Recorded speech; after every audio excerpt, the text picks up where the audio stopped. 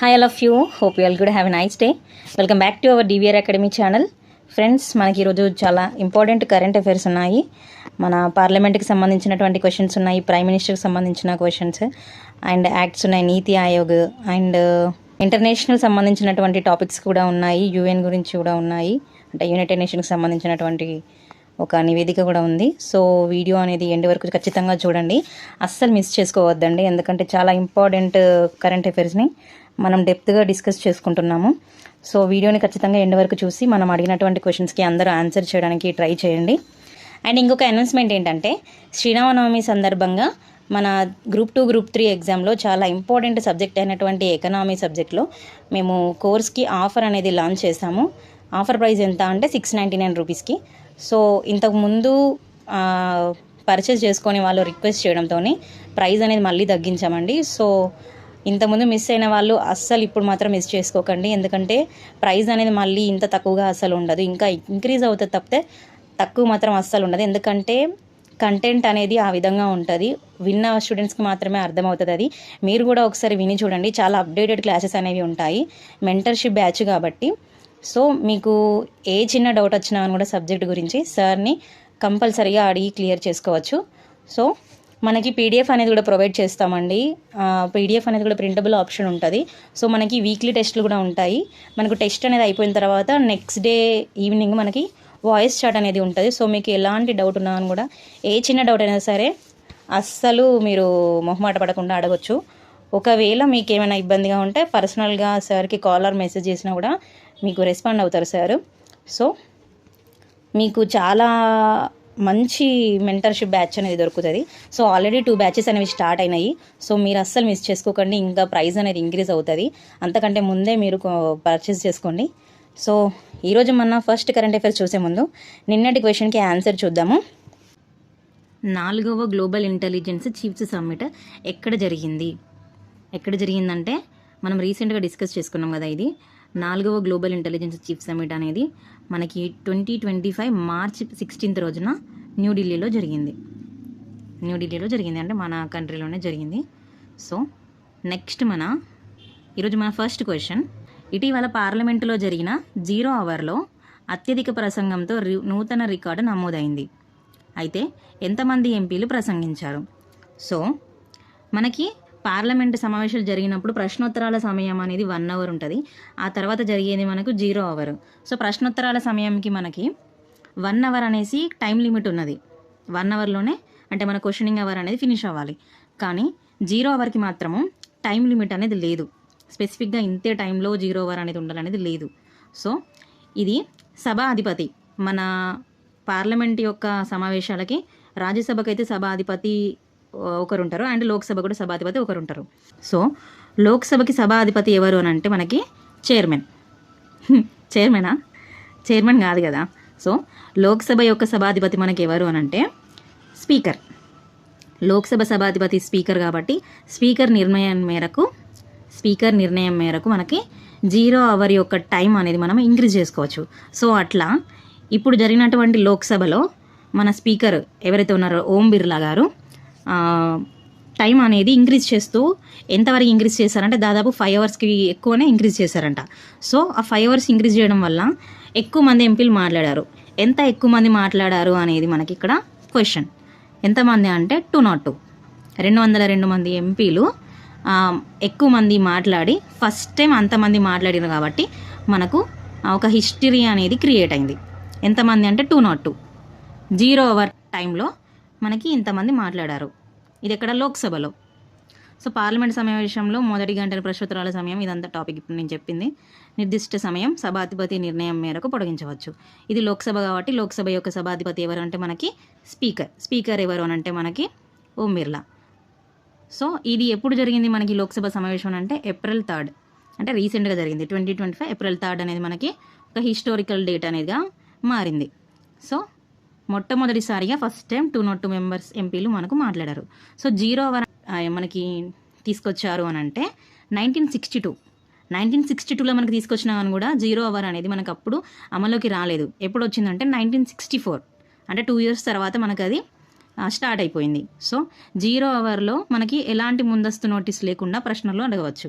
So మనకి ప్రశ్నోత్తరాల సమయంలో ఖచ్చితంగా ఏం ప్రశ్నలు అడుగుతున్నారు అనేది మనము ఒక నోటీస్ ఇచ్చేయాలి. మనకి సభాధిపతి ఎవరైతే ఉంటారో వాళ్ళకి ఇచ్చేయాలి మంత్రులు. కాకపోతే 0 అవర్లో మాత్రము ఎలాంటి ముందస్తు అనుమతి అంటే ఎలాంటి ముందస్తు నోటీస్ అనేది ఇవ్వాల్సిన అవసరం లేదు. ఆ సమయంలో మనము మన సమస్యల మీద మనము క్వశ్చన్స్ అనేది రేస్ చేయవచ్చు. ఎలాంటి నోటీస్ అనేది ముందుగా మనం జారీ చేయాల్సిన అవసరం లేదు. సో ఇది మనకు ఫస్ట్ క్వశ్చన్. పార్లమెంట్లో 0 అవర్ గురించి మనకు హిస్టరీ అనేది క్రియేట్ అయ్యింది. సో 202 మెంబర్స్ ఫస్ట్ టైం మాట్లాడారు. ఇప్పుడు April 3, 2025లో. సో నెక్స్ట్ మన సెకండ్ క్వశ్చన్. ఇటీవల ప్రధానమంత్రి నరేంద్ర మోడీ గారు ఏ దేశ పర్యటనలో భాగంగా వరల్డ్ త్రిపిటక అనే పవిత్ర బౌద్ధ గ్రంథంతో బహుకరించబడ్డారు. ఇది ఒక గ్రంథము. ఆ గ్రంథం అనేది ఏ దేశానికి సంబంధించినటువంటిది? ఆ గ్రంథం అనేది మన భారతదేశ ప్రధానమంత్రి మోడీ గారికి ఇచ్చారు. సో గ్రంథం పేరేంటంటే వరల్డ్ త్రిపిటక. ఇది ఏ మతంలో ఉంది అంటే బౌద్ధ మతానికి సంబంధించినటువంటి గ్రంథం. సో ఆన్సర్ థాయిలాండ్ దేశానికి సంబంధించినటువంటి పవిత్ర బౌద్ధ గ్రంథం. సో ఇక్కడ ఏంటంటే మన ప్రధానమంత్రి మోడీ గారు మనము ఒక్కొక్క కంట్రీకి అంటే కొన్ని కంట్రీస్కి వెళ్తారు కదా. సో అందులో భాగంగా ఇప్పుడు థాయిలాండ్ పర్యటనలో ఉన్నారు. సో అయితే థాయిలాండ్ రాజధాని బ్యాంకాక్ పర్యటనలో వెళ్ళినప్పుడు అక్కడ ఒక ప్రోగ్రాం జరుగుతుంది. ఆ ప్రోగ్రాం పేరేంటి అని అంటే రామ్కిన్ ప్రోగ్రాం జరుగుతున్నప్పుడు అక్కడికి మన ప్రధానమంత్రి నరేంద్ర మోడీ గారు వెళ్ళారు. సో అక్కడికి వెళ్ళినప్పుడు అది ఒక జాతీయ ఇతిహాసం రామ్కిన్ అనే ఒక ప్రదర్శన జరుగుతుంది. సో ఆ ప్రదర్శన ఏంటంటే మనకు భారత్కి మరియు థాయిలాండ్కి సంబంధించినటువంటి ఒక కల్చర్ అండ్ అంటే హిస్టారికల్ కల్చర్ని తెలియజేసేటటువంటి అంటే రిఫ్లెక్ట్ చేసేటటువంటి ఒక ప్రదర్శన. భారత్ మరియు థాయిలాండ్కి సంబంధించినటువంటి హిస్టారికల్ అండ్ అలాగే కల్చర్ని రిలేషన్ని అంటే భారత్ అండ్ థాయిలాండ్కి సంబంధించిన రిలేషన్ని రిఫ్లెక్ట్ చేసేటటువంటి ఒక ప్రదర్శన. అది ఏ ప్రదర్శన? రామ్కిన్ అనే ప్రదర్శన. ఎందుకు అనంటే ఈ రామ్కిన్ అనేటటువంటి థాయిలాండ్ దేశానికి సంబంధించినటువంటి జాతీయ ఇతిహాసాన్ని మన భారతదేశానికి సంబంధించిన ప్రాచీన ఇతిహాసమైనటువంటి రామాయణంని మూలంగా చేసుకొని రూపొందించారు. సో అందుకనే మన భారతదేశానికి సంబంధించినటువంటి హిస్టారికల్ కల్చర్ని వాళ్ళ థాయిలాండ్కి సంబంధించినటువంటి మధ్య ఉన్నటువంటి రిలేషన్స్ని రిఫ్లెక్ట్ చేసేటటువంటి ఒక ప్రోగ్రామ్ ఇది. సో ఈ ప్రోగ్రామ్కి మన ప్రధానమంత్రి నరేంద్ర మోడీ గారు ప్రజెంట్ అయ్యారు. సో దీని మూలంగా మనకి థాయిలాండ్కి సంబంధించినటువంటి వరల్డ్ త్రిపిటక అనే ఒక పవిత్ర బౌద్ధ గ్రంథంని బహుకరించారు. ఎవరంటే మనకి థాయిలాండ్ ప్రధాని ఎవరంటే పెటొంగ్ తార్న్ షినవాత్ర వాళ్ళు మన ప్రధానమంత్రి నరేంద్ర మోడీకి బహుకరించారు. అయితే ఈ గ్రంథం అనేది పాలీ భాషలో ఉంటుంది. పాలీ భాషలో గౌతమ బుద్ధునికి సంబంధించినటువంటి గౌతమ బుద్ధుని బోధనలు ఈ పవిత్ర బౌద్ధ గ్రంథంలో ఉంటాయి. సో ఆ గ్రంథాన్ని మన నరేంద్ర మోడీకి ఇచ్చారు.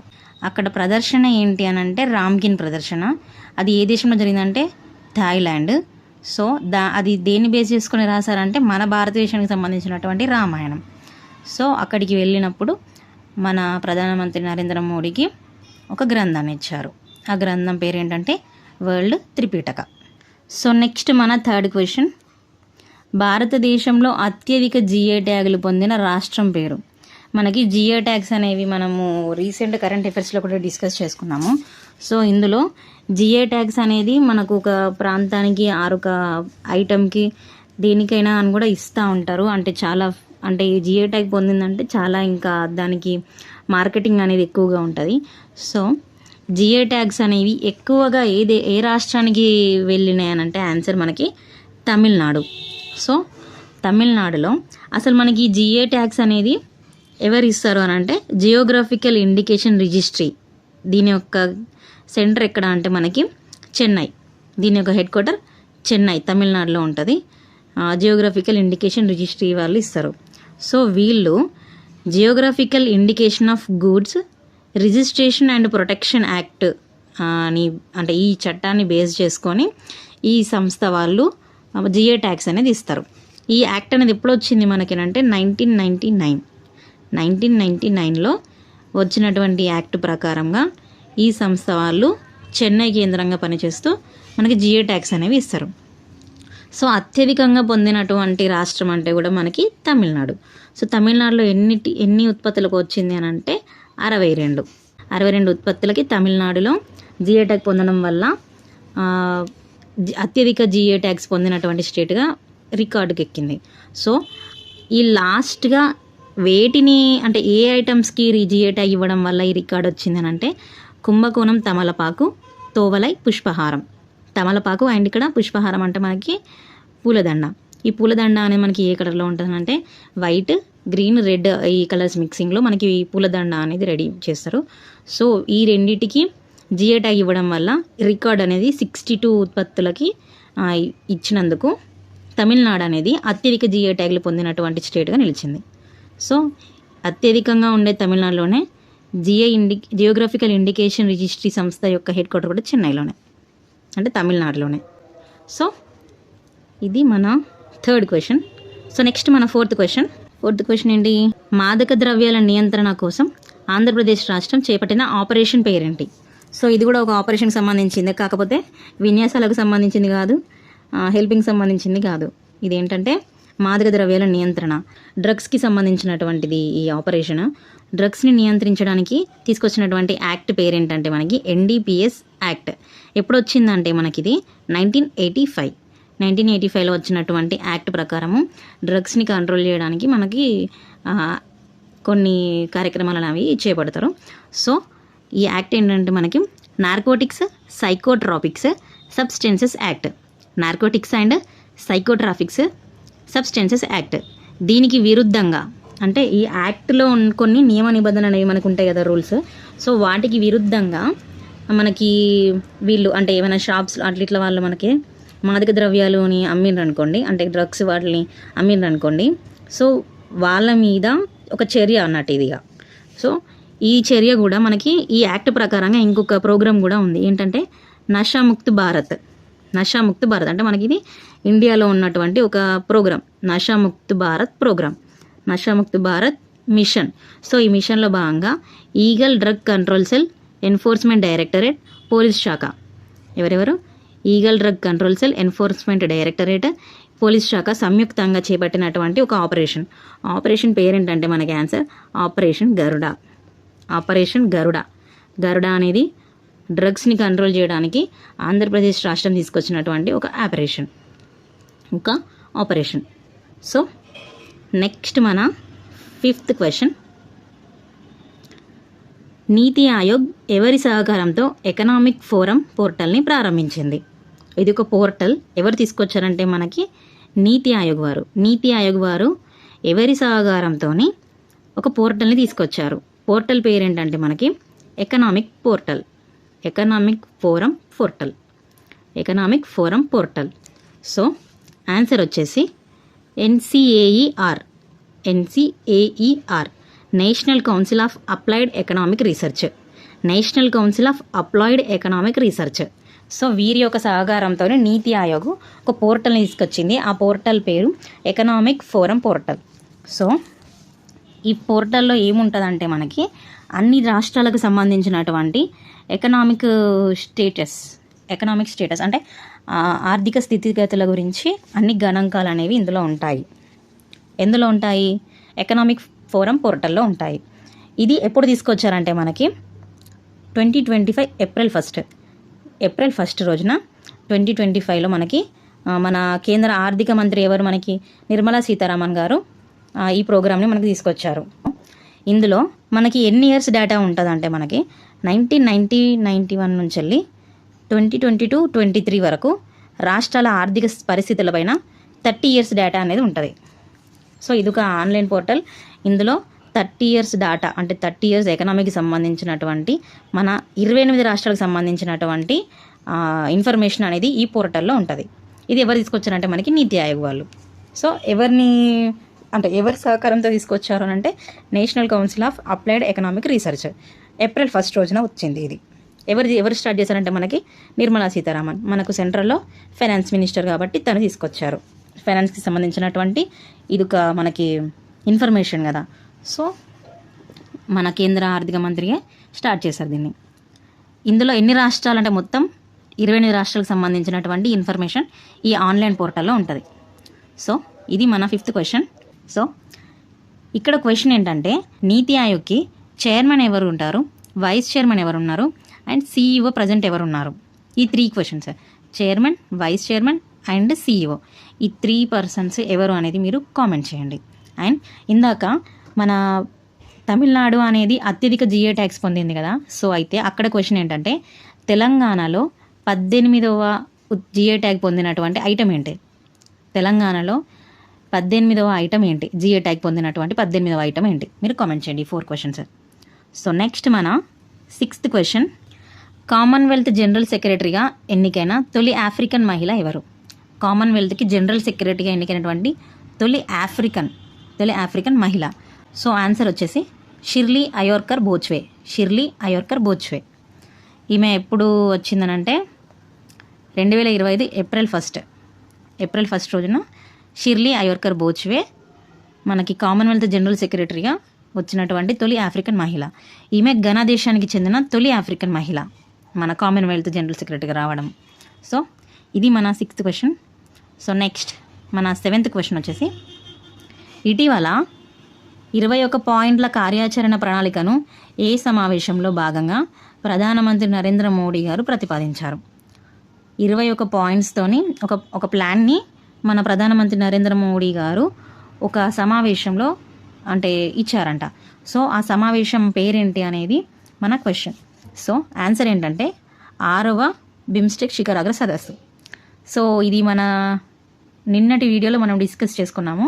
6th బిమ్స్టెక్ శిఖరాగ్ర సదస్సు అనేది ఎక్కడ జరుగుతుంది అనేది మనం చెప్పాం కదా నిన్న. సో అది కామెంట్ చేయండి, ఎక్కడ జరుగుతుంది 6th బిమ్స్టెక్ శిఖరాగ్ర సదస్సు ఎక్కడ జరుగుతుంది.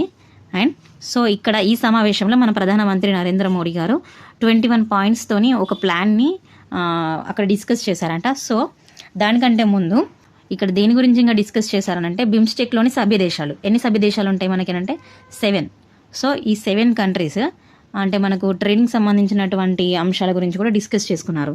ఏంటి అనంటే వీళ్ళు వ్యాపార వాణిజ్యాలు అనేవి కూడా ఇంకా ఎక్కువగా మంచిగా జరగాలి అని అంటే UPI బేస్ చేసుకొని మనము ఆ ట్రాన్సాక్షన్స్ చేసుకోవాలి అన్నట్టుగా, చెల్లింపు వ్యవస్థ మన భారత్లో UPI కాబట్టి సో ఆ 7 కంట్రీస్ కూడా UPIని బేస్ చేసుకొని ఈ చెల్లింపులు చేయాలి అన్నట్టుగా అక్కడ డిస్కస్ చేశారు. ఎవరు, మన ప్రధానమంత్రి నరేంద్ర మోడీ గారు UPIని బేస్ చేసుకొని చెల్లింపులు చేయాలన్నట్టుగా చెప్పారు. అంటే మన ఇండియాలో మన పేమెంట్స్ చేసేది UPI. సో ఆ 7 కంట్రీస్ కూడా UPIనే యూజ్ చేయాలి అన్నట్టుగా డిస్కస్ చేశారు.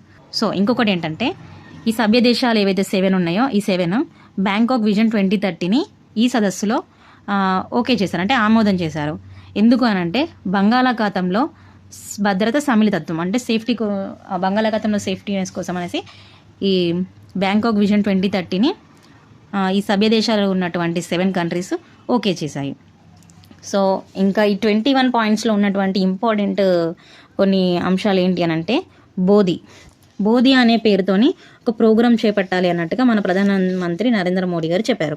సో ఈ బోధి అనేది దేనికోసం అని అంటే మన హ్యూమన్ రిసోర్సెస్ అంటే మన మానవ వనరులు అండ్ ఇన్ఫ్రాస్ట్రక్చర్ని డెవలప్మెంట్ చేయడం కోసము ఎవ్రీ ఇయర్ మన ఇండియాలో ఒక ట్రైనింగ్ ఇవ్వాలి.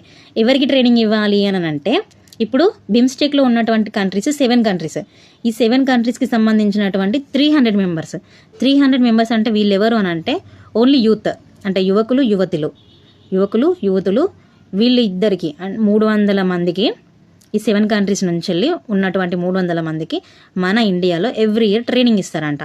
అట్లా హ్యూమన్ రిసోర్సెస్ని పెంచడానికి, ఇన్ఫ్రాస్ట్రక్చర్స్ని మనం డెవలప్మెంట్ చేసుకోవడానికి ఇదొక ప్రోగ్రాము.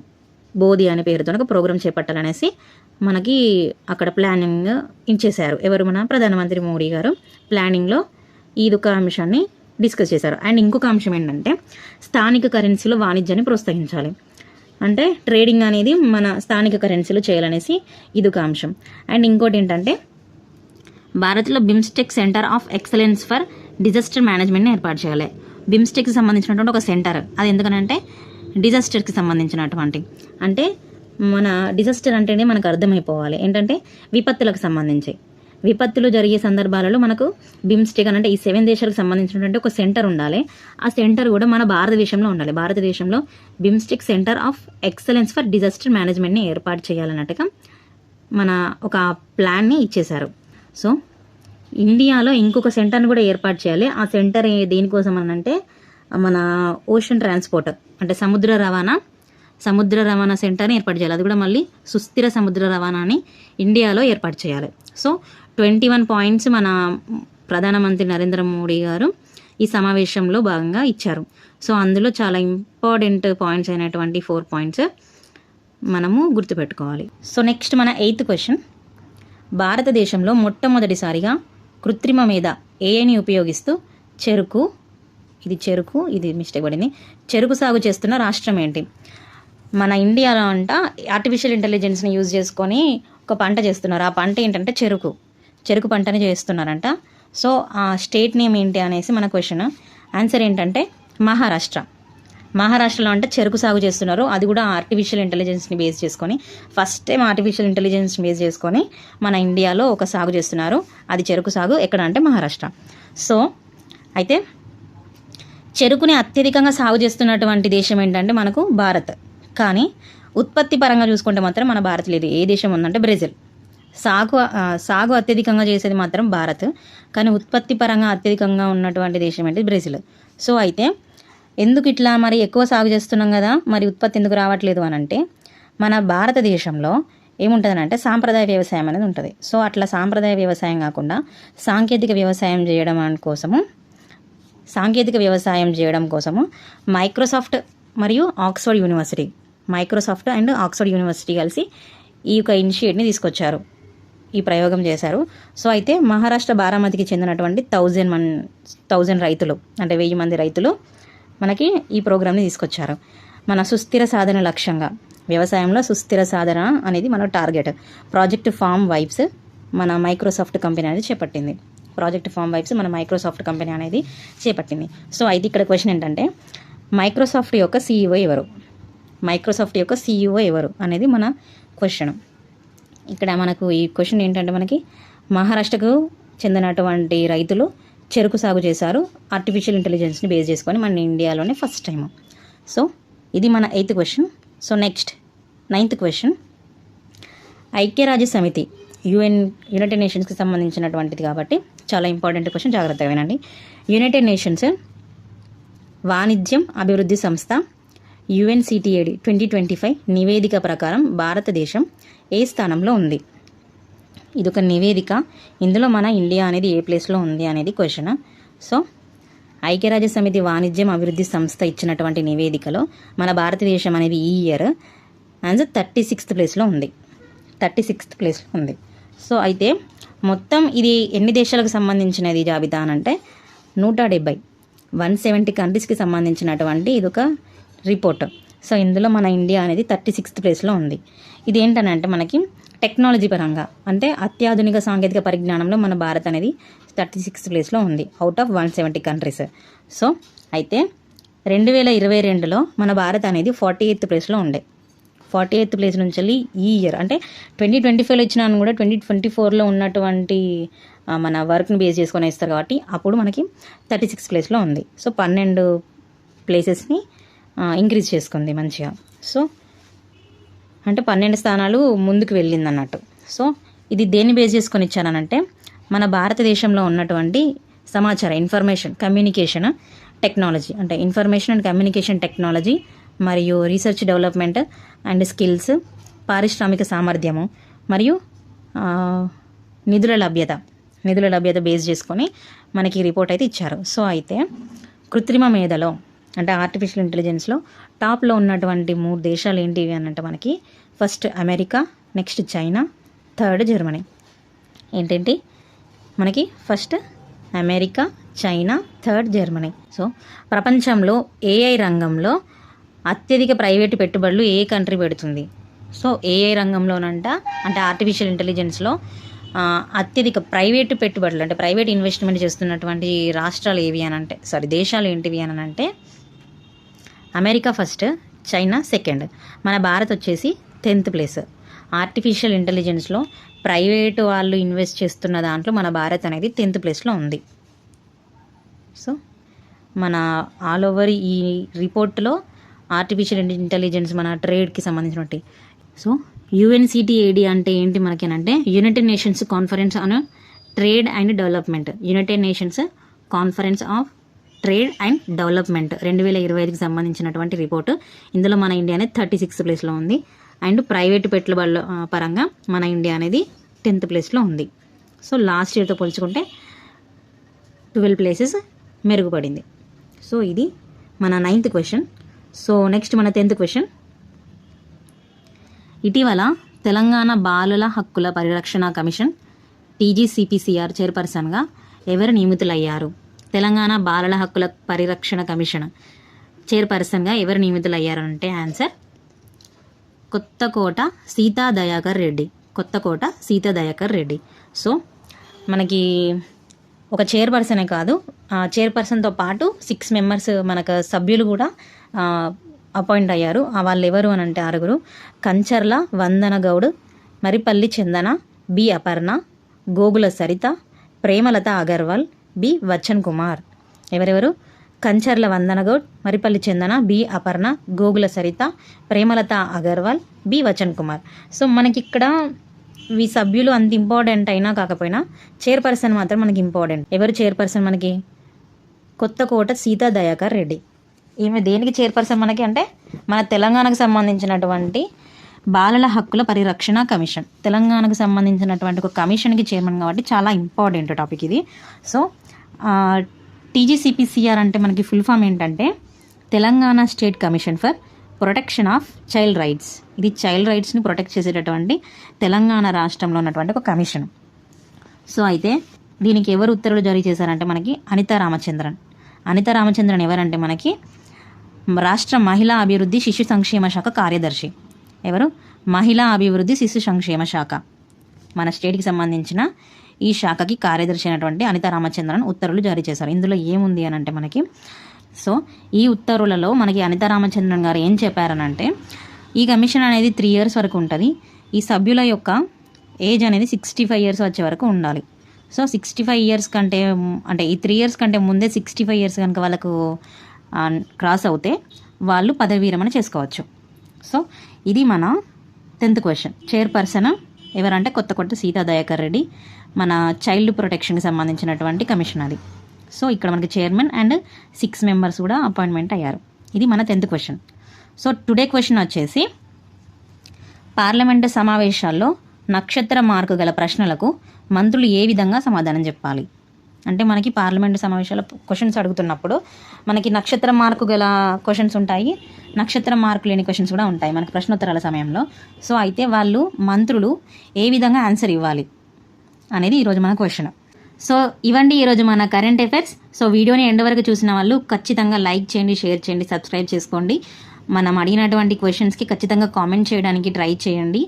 సో ఈ వీడియోస్కి సంబంధించినటువంటి PDFs కావాలనుకునే వాళ్ళు మన DVR అకాడమీ టెలిగ్రామ్ గ్రూప్లో జాయిన్ అవ్వండి. సో ఖచ్చితంగా మనం పెడుతున్నటువంటి డైలీ క్విజ్లో పార్టిసిపేట్ చేయండి. మాకు కూడా బూస్టింగ్గా ఉంటుంది అండ్ మీకు కూడా ప్రిపరేషన్ స్ట్రాటజీ అనేది ఇంక్రీజ్ అయినట్టుగా ఉంటుంది. సో నెక్స్ట్ వీడియోలో కలుద్దాం.